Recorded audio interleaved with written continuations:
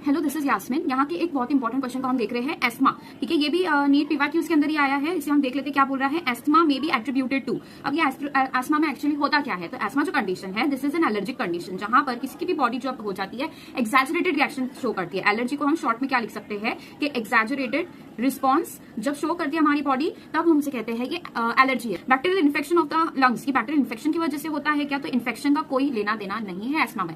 Asthma में कोई भी बैक्टीरिया आके इन्फेक्ट नहीं करता हमारी बॉडी को। ये क्या है, सिंपली प्योरली एलर्जी रिएक्शन होती है। एलर्जिक रिएक्शन है क्या मास्ट सेल्स का, तो ये mast cells again they are related to your immunity. हमारे जो इम्यूनिटी होती है, इसके अंदर अलग अलग टाइप की इम्यूनिटी हम देखते हैं, ह्यूमरल और सेल मीडिएटेड। मैक्रोफेजेस जिसके अंदर जो फैगोसाइटोसिस करते हैं, ये मास्ट सेल्स होते हैं। ये मास्ट सेल्स जो होते हैं बेसिकली ये लंग्स के अंदर प्रेजेंट होते हैं, लेकिन ये एक्सैजरेटेड रिस्पॉन्स जो करते हैं जिसे हम कहते हैं एलर्जी।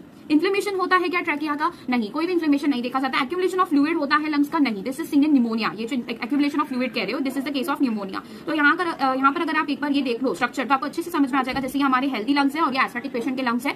एस्थमा जो जिनको पेशेंट को रहता है, इनका अगर आप लंग्स का जो वॉल देखोगे, एल्वियोलाई का वॉल देखोगे, ब्रोंकियोल्स का देखोगे, वहां के जो ब्रोंकियोल्स होते हैं, इनका सबसे पहले तो एयरवे होता है, वो काफी थिकन्ड हो जाती है, स्वेल हो जाती है, इन्फ्लेम हो जाती है, जिसकी वजह से जो ल्यूमेन है, जो इतना बड़ा होना चाहिए था for the passage of gases, बहुत इजीली पास हो सकते थे गैसेस, अभी वो ल्यूमेन काफी नैरो हो गया है और उन्हें डिफिकल्टी इन ब्रीदिंग होती है। और यहाँ पर आप देखो, ये नॉर्मल है हमारा, ठीक है, जिसके अंदर अपने अपनी जो भी डायमेंशन है उसके प्रॉपर वे में, प्रोपोर्शनेट वे में प्रेजेंट है। उसके स्मूथ मसल, उसका वॉल, उसका ल्यूमेन, इनफैक्ट जो म्यूकस सिक्रिएट होता है फ्रॉम द वॉल्स, ये भी कैसा है, प्रोपोर्शनेट वे में प्रेजेंट है। यहाँ पर म्यूकस हाइपर सिक्रिएट हो गया है, जिसकी वजह से एलर्जिक रिएक्शंस ये सब देखे जाते हैं। तो this was all about this particular question. Move करते हैं टू द नेक्स्ट क्वेश्चन।